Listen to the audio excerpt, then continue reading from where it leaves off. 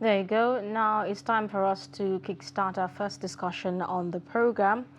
Now, 7 years out of power, leaders of the main opposition party, People's Democratic Party, the PDP, appear desperate to return to the position they enjoyed at a stretch for 16 years.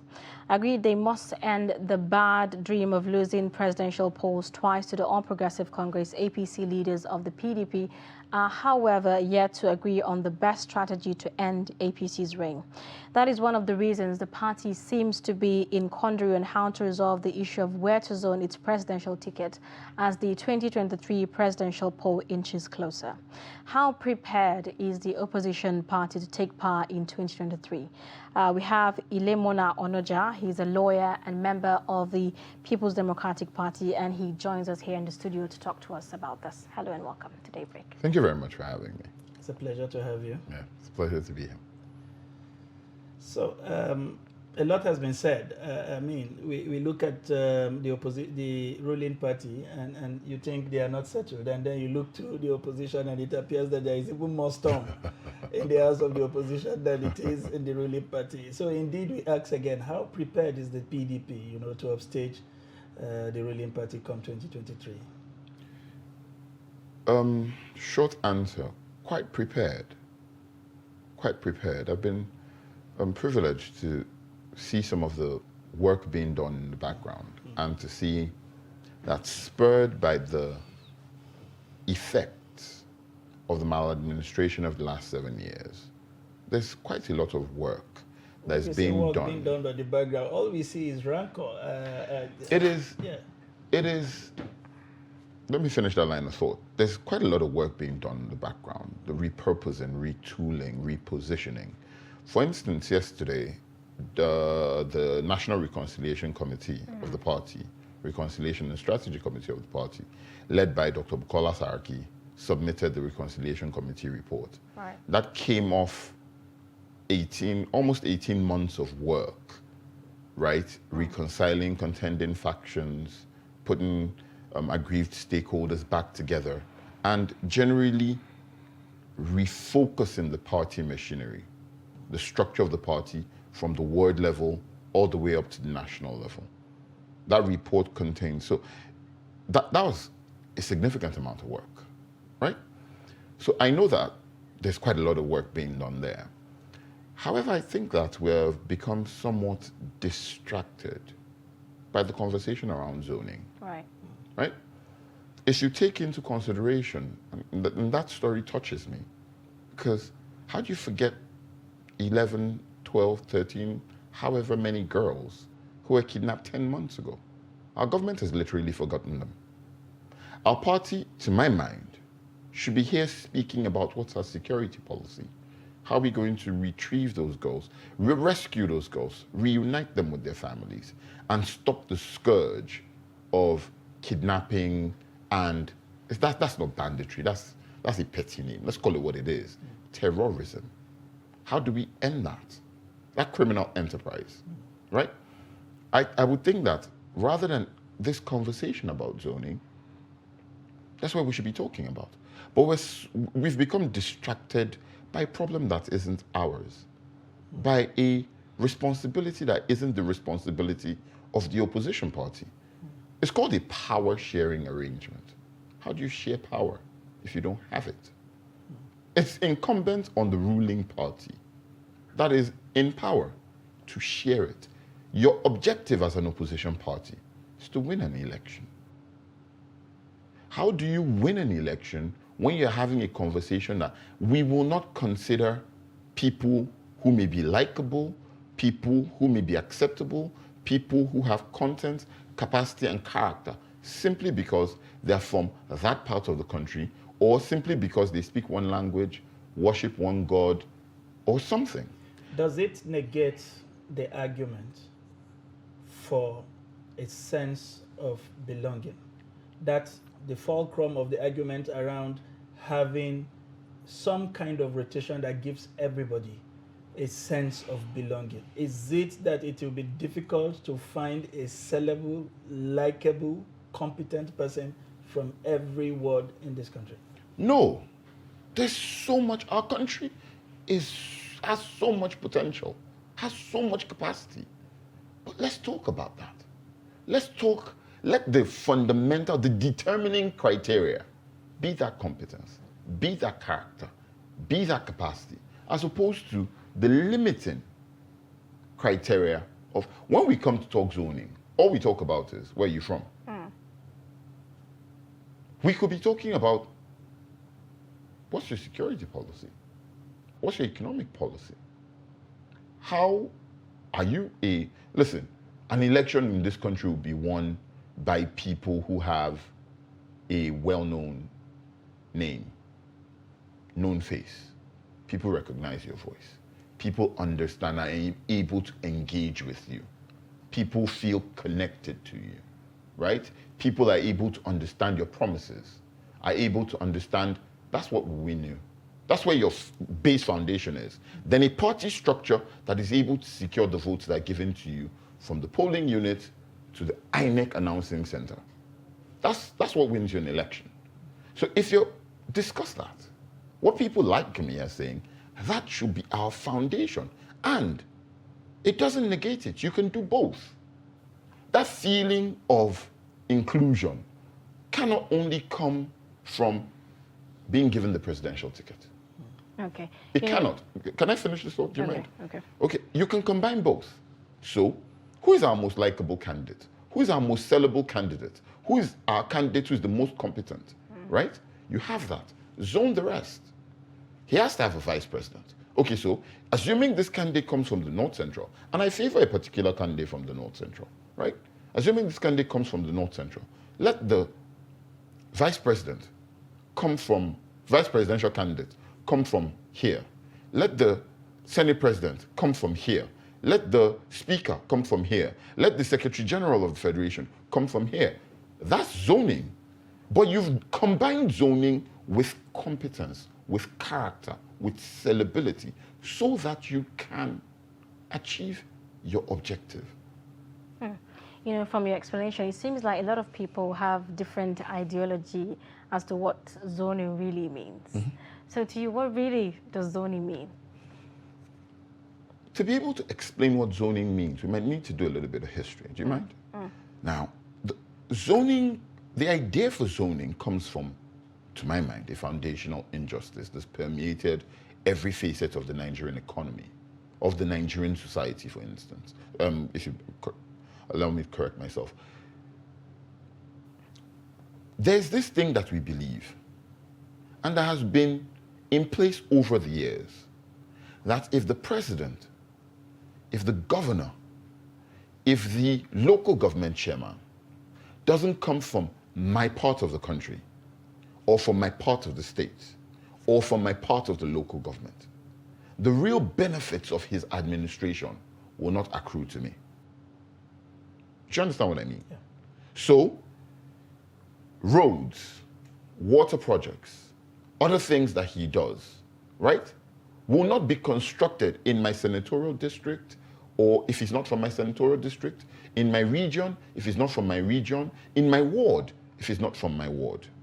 The whole concept of your turn, my turn, is so that while it is your turn, rather than do for everybody, you do for your people. So, that foundational injustice led to this belief that we must embody a turn by turn by turn kind of administration. Right? Because the only way you get it, or you get anything done, is if the person is your brother. That's foundational injustice. That's a foundational wrong approach to governance. I believe, no, before I come to what I believe. So we came to this thing where we set up zoning. That's the only way we can feel included. That's the only way government does anything for us. That's the only way we believe that we are captured, we're involved. Let my brother be there. Something will happen for me somehow. If he's speaking Yoruba, something will happen for me somehow. So the only way for all of us to feel included is that it's your turn, it's my turn, it's my turn. And then to do that, we slaughtered merit. We slaughtered merit. So rather than having, and that thing starts very early. It starts from age 9. When you're told, cut-off mark. When you write age 10, 9, 10, when you write common entrance, cut-off mark. And this person who got less than you gets selected on a catchment area. So you get 62, you're from one state, you get 62 over 100, 70 over 100, but they tell you, you don't meet the cut-off mark. But somebody gets 3, 4, and meets the cut-off mark, and goes to school, and foundational injustice. And so we sacrifice merit. But you see, where has that gotten us? We're still a badly divided country. In my 40s, we've done it all my life. So maybe we should do it differently, right? Now, what zoning did was, okay, so let us all give ourselves the opportunity and do pele pele, you know, take your turn, take my turn. But if we enthroned merit that gives to everybody equally, no, not equally, equitably, you put in, you get out. We have a system of government where the person from Katsina doesn't say to you in Oyo that my people. No. Where the person in Borno sees the person in Ekiti, my person. That then, the person in Ekiti knows that as long as I do what is right, as long as I give my best, as long as I work hard, I will get a just, fair, and equitable access to opportunity. At the risk of playing the devil's advocate, people would argue that it's easy to advance this argument if it does appear like what you are conversing for would favor you. I mean, if it has gone to some people and we could, why not wait for it to get to my turn and then we begin to discuss the whole concept. May I be the interviewer for a second? Where are you from, sir? I'm from the Middle Belt. Okay, what state? Let's be Benue specific. State. You're from Benue? Okay. Yeah. Where are you from? Kano. Okay. I'm from Kogi. So you're either Idomative or Etulo. Idoma. Okay. Are we saying that you will not feel included in Nigeria unless there's an Idoma president? That's not correct. Are we saying that, I'm Igala, I'm from Kogi State, that if we don't have an Igala president, the Middle Belt, the North Central, is Nigeria's most ethnically diverse strip of land, all the way from Niger to the hills of Taraba. Ethnically diverse. You could go 10 kilometers and meet people. In Adamawa, there's a 1-hour stretch of road, right? Yeah. Between Yola and Mubi, where you meet maybe 3 completely different tribes. Right. Are we saying that the only way to give inclusion to everybody, all our different tribes, all our different tongues, our different religions, the 2 major religions, are we saying that the only way to do that is to give political office turn by turn by turn to each tribe? Is that what we're saying? If, and I know, I'm part Idoma, yeah, right? I know what the political issues are in Benue State, how people from the Idoma-speaking areas feel marginalized. But we don't feel marginalized solely because we haven't had access to public office, in the office of governor. That's not why we feel marginalized. We feel marginalized because the social amenities, right? The dividends of governance don't reach our zone. They don't trickle down. Maybe it's the reason why people feel safer if one of theirs is there. But moving away from the conversation really around zoning, people also believe that the last 8 years, 7 to 8 years of the PDP serving as an opposition, they have not played that role so well to suggest that they are prepared for governance. It's been one in fighting to the order, as opposed to, like you rightly mentioned in your opening statements, offering alternative, to governance. It does appear like the opposition party became the people. Like we never had, most of the leaders of the PDP disappeared into oblivion and reappeared again when it was time for election. What would you say about this? He's trying to put me in a spot. But I would say this. That does appear to be the case on some level, right? And I believe there's disappointment within the party with certain people who we reckon should have played leadership roles. There's also appreciation for some people who have. This is not a campaign program, so I don't know that you let me do that. But certain people have stood up to the plate and actually played leadership roles. One of the things, again, it touches a little bit on this zoning conversation, and I want to just show you something, is if you look at somebody like Bukola Saraki in advocating for a consensus candidature, he's not just saying, oh, pick someone as a consensus candidate. He's preaching, we need to reunite, we need to focus, we need to repurpose our party, right? So he's saying we must look not just at the presidential election, but we must also look at survival as a party, post-primaries, functioning as a party, right? But to come to the wider message, I think there's certain people who have stood up and been counted, who've, as the issues have played out, as events have taken place, have pointed out for the, to Nigerian people, this could be different. And this is how we should do it differently. Again, if you consider something maybe like NSARS, there were people who spoke continually and said, this is an opportunity for reform. These are the sorts of things that you should do to reform. Again, if you take after the train bombing, it feels like it was a lifetime ago. It was only last week, right? And that shows how bad the governance of the APC is, that we've just been, it feels like it was a lifetime ago, only because so many other things have happened thereafter, right? But if you come back to the topic, so again, somebody like Bukola Saraki immediately gave you a 5-point plan and said, this is what the government should be doing. There could be more that could be done, and I agree with you that there could be more that could be done. A lot has already been done. A lot's already been done. But there's also one thing.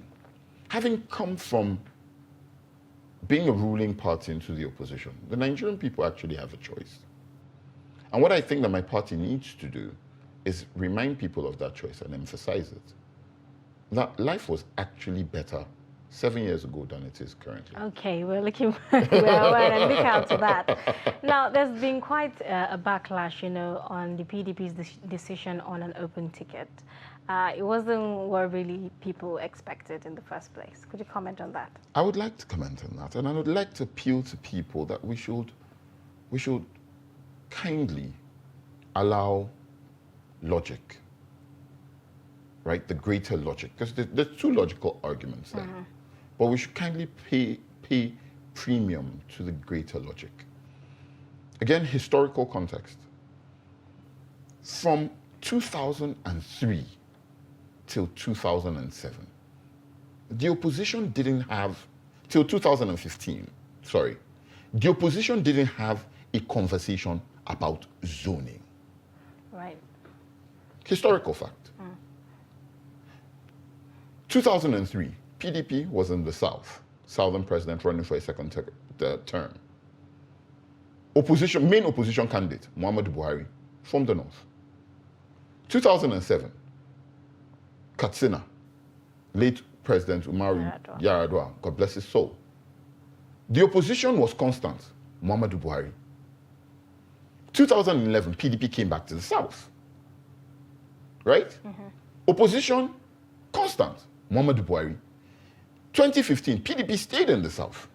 Opposition, constant. Why? That's what a lot of people in my party are failing to ask themselves and answer. Why? He was the most likely candidate to beat the party. He was the candidate who eventually beat the party. My point being, when you're in opposition, you're objective. When you're in election, bring forward the candidate most likely to win your election. I would like your thoughts, maybe this time not as as a member of the PDP, I don't know how I can divorce your thoughts. I'm first and foremost a Nigerian. I'm first and foremost a Nigerian. Do you think that we have got our priorities right to just anchor our choice on somebody who is likable, who is sellable, who is known? I mean, the experience in the last couple of years do not suggest that likability is what we need to solve the inherent problem. Are we seeing sufficient blueprints of these forerunners in the PDP to suggest that they've got solutions to our problem as a country right now? Which is what we should be talking about. That's why I said I'd rather we were here talking about competence. I'd rather we were here talking about character. I'd rather we were here talking about capacity, not zoning. At this point, I would rather that what we are doing is asking the PDP aspirants, what will you do to prevent another Kaduna train bombing? What are you going to do to see? Look, listen. Let me contextualize Nigeria's problems for you in a nutshell. We have two wars against terror. One in the northeast, one in the northwest, right? Yeah. We have an armed militia invading the north central, right? You've got an agitation for self-actualization in the southeast. You've got another actualization for self-actualization in the southwest. You've got unprecedented oil theft in the south-south. That's your whole country. You've got 33% unemployment, 52% youth unemployment. You've got a failing healthcare system. Your educational system, half of it is already on strike right now, collapsing. You've got all sorts of problems. In that context, really, this is why I say my party has been distracted. We've been distracted by that zoning conversation. Right now, what our aspirants should be doing, and I can't campaign for it, I can't campaign, but what our aspirants should be doing is that they should be walking up and down saying, this is my plan for different. So I always emphasize we should be talking about competence, character, capacity. We should be talking about content. We should be talking about those plans. We have allowed this zoning conversation distract us, and it ought not to. I have a privilege of being, just around a few of these people. And there's a particular kind of aspirant who has already been doing policy summits. Talk about that. Give the man the opportunity to talk about that. Don't distract us. I think that this zoning conversation is a distraction. No, but really, how many of our politicians actually understand the importance of competence, over the whole argument around zoning, and who is responsible to champion the cause? I think one person is already championing the cause. I think that I think that the party, when the party chairman speaks, he also champions the cause. There are people like us who believe that, based on record, based on our shared history, based on antecedents, that anybody that the PDP puts forward will eventually be more competent than anybody that the APC puts forward. We just have to hear the details of that competency. That said, I think that very soon we're going to get over this phase of this conversation. I think that having said, open the ticket, bring all your best hands from all over the country, right? Once the hula baloo dies down, the immediate reaction, we will now come to that phase where people are saying, I want to do this differently. These are what my plans are. These are what my thoughts are. This is where I intend to find the money to fund and all that. I think that we'll soon get to that stage. But I just wish that we'll get to it quicker. I wish that we had gotten to it quicker. But I think after this immediate response to the announcement, or it hasn't been announced, to the leakage of the outcome of the report, I just think that if we once this phase passes, we will not be able to get to the phase that I wish we were already in a long time ago. When you said leakage to the outcome of the report, I was laughing. If you have a committee of 37 persons how it would have been easy to keep the lips off. At any rate, you had sold forms to everybody. Oh, at any rate. I didn't know how you managed that, but I would like your thoughts. This time around something a bit more pressing. Yeah. Going around as a member of the PDP and even as a lawyer, and more importantly, as a young man of my generation, what do you think the public perception has been? Because as a journalist, when we talk to people about what options they have, it does appear like there is no option, because when you look at the PDP, it bears the face of Esau and the voice of Ishmael. It looks like the same people who were on the other part, and when it does appear like the weather is beginning to look like it will rain, they decide to get under the umbrella. That's on the one hand. The second hand is the clamor to have even more younger people. I listen to you, I am fascinated by your ideas, but I don't see your face on the ballot box. That's a Nigerian speaking, not an anchor in the studio. When are we going to get to the point where we can begin to try people other than the faces that we have seen forever since 1999? Two very valid, very important questions. I'll start with the first. There is a choice. And I think that this is one of the failures of, and I'm trying not to be too critical, somewhat of our education system, right? Not just of the education system, but also a failure of our political party, my political party. We have spent too long, to my mind, without necessarily addressing some foundational issues around public perception. I hope they will be addressed. I'm trying very hard not to be critical, but this exists. Because if it didn't exist, we'll see very easily the differences between the two political parties. One political party came into power and said, we need to remove government a little bit from business. We're in too many places. Cut down the size of governance a little bit. Another political party comes into power and expands government, even to the extent of being directly responsible for feeding people and putting food in people's plates. One party already showed you that it was capitalist, right? Another political party has shown you that it's welfarist. Socialist, if you're trying to be kind, but that's welfarist. If you check their core philosophy, their core programs, you'll be able to identify very differing philosophies. Plus, if you also look at the individuals who, like you rightly pointed out, go from one party to the other. If you look at some of them, you'd see a remarkable change in their approach. There's a particular governor who was a former minister in the Northwest, a particular governor from the Northwest who was a former minister who had a cosmopolitan, wide-framed, broad-based outlook to governance, and who's become governor on the platform of another political party and has become narrow-minded. It's the parties that have influenced them. If you check, when people are here in PDP, they implement, pursue completely different programs from what they do in APC. There's a it's like, and I know it doesn't actually completely cover the example, but it's like somebody who plays for Arsenal suddenly moving over to Tottenham, and then, or Chelsea, yeah, and then you say the two clubs are the same, simply because one Ashley Cole played for Arsenal, then played for Chelsea. Of course not. There are differences. Yes, they're both football clubs. Yes, they're both political parties.